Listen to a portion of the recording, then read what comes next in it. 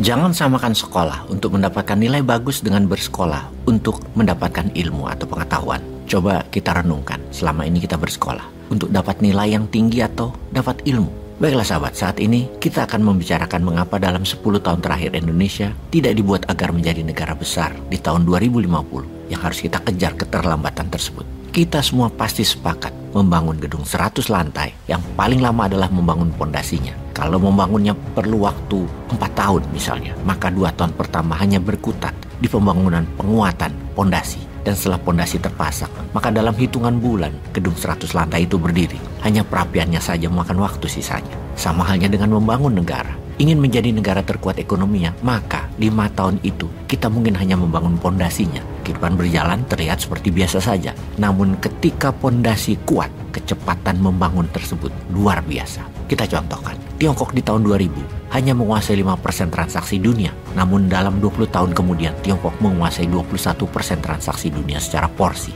Jangan melihat apa yang dilakukan Tiongkok di tahun 2000, namun lihat apa yang dilakukan di tahun 80-an hingga tahun 2000-an. Pondasinya dipasang sangat kuat, regulasinya mendukung sektor ekonomi bukan hanya lokalan, namun sudah kelas dunia dukungannya. India yang negaranya 3 kali kekayaan Indonesia, jangan melihat apa yang dilakukan 5 tahun terakhir ini, namun lihat kebijakan berkelanjutan sejak tahun 2000-an oleh Atal Bihari, dilanjutkan oleh Manmohan Singh, Perdana Menteri India, digaspol lagi sama Narendra Modi saat ini. Nah, bicara India, inilah yang menjadi perdebatan singkat antara Bosman dengan dosen Stanford, Gita Wirjawan, selagi halal bihalal kemarin. Bosman seperti biasa dengan PD-nya menceritakan bahwa Grand Design menjadikan emas alat tukar di tahun 2045 Indonesia akan kendalikan setengah transaksi dunia pakai emas. Maka Bro Gita dengan PD mengatakan, lu nggak mungkin bisa kalahin India. Mereka lah raja di abad 22 alias di tahun 2100 ke atas. Duer, otak saya koslet dan tentunya kita dengar argumennya. Dia mengawali, tahun kita dulu kuliah ada berapa mahasiswa Indonesia di sana? Demikian dia memulai debatnya. Sekitar 16 ribuan, demikian saya dengan cepat menjawab karena dulu sering bantu-bantu Permias, Persatuan Mahasiswa Indonesia Amerika Serikat. Di tahun 80-an zaman kami berdua dulu sekolah di sana, beda tahun dan beda wilayah aja. Gita itu 3 tahun di atas saya, gelarnya lebih panjang, ilmu lebih panjang, sertifikatnya lebih panjang.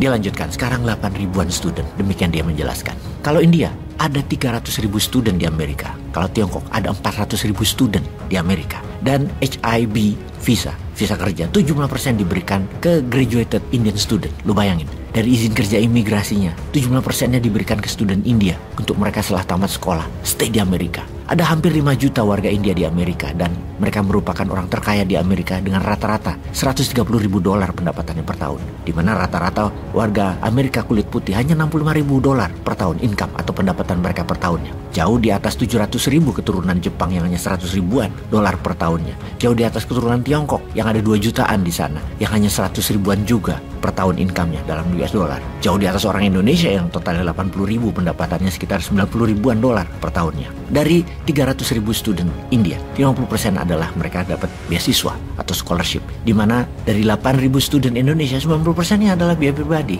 Indonesia tak akan bisa, seperti lu bilang, mendominasi di tahun 2045 kalau sejak 8 tahun yang lalu tidak dikirim 1 juta mahasiswa ke seluruh dunia untuk belajar, terutama di bidang teknologi dan sains. Yang disayangkan, 8.000 mahasiswa Indonesia saat ini yang berada di Amerika, 80%-nya adalah mengambil ilmu social science student, seperti ilmu ekonomi, manajemen, keterampilan sosial, seperti dunia entertainment, psikologi, dan itu tidak salah. Kurang banyak yang belajar bioengineering, coding, fisika kuantum, nuclear power, biomedicine, dan banyak lagi. Sekali lagi, sangat disayangkan. Menteri Pendidikannya dalam 8 tahun ini sudah 3 kali ganti, namun tidak ada grand design untuk membuat negara Indonesia menjadi bangsa yang kompetitif di dunia internasional. Bisa telat jauh, padahal ketiganya adalah orang besar dari dunia pendidikan, bahkan skalanya internasional.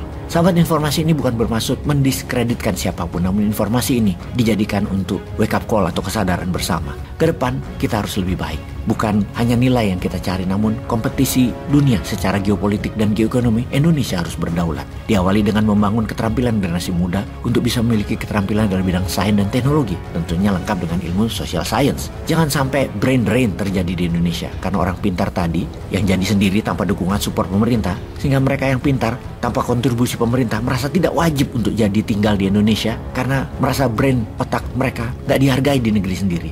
Brain drain adalah keluarnya orang pintar dari sebuah negara ke negara lain. Negara yang ditinggal otaknya tadi jadi kering karena yang subur tidak diakomodir, tidak jadi indah. Dunia pernah terjadi migrasi besar-besaran dari Eropa abad 1920 pindah ke Amerika, warga-warga yang pintar. Dan di abad 21, Amerika saat ini dengan sengaja mengincar otak student India dan Tiongkok. Terbukti dari HIB visa diberikan 75%-nya ke India, 15% ke Tiongkok. India diam saja. Narendra Modi pintar. Mereka ditarik dengan fasilitas 2 kali lebih mewah dan lebih nyaman dibanding Amerika setelah mereka tamat kuliah atau setelah kerja sesaat di Amerika. Oleh Modi diciptakan lapangan kerja, funding pembiayaan, dan tempat usaha non-tax buat mereka yang pulang kampung. Peace.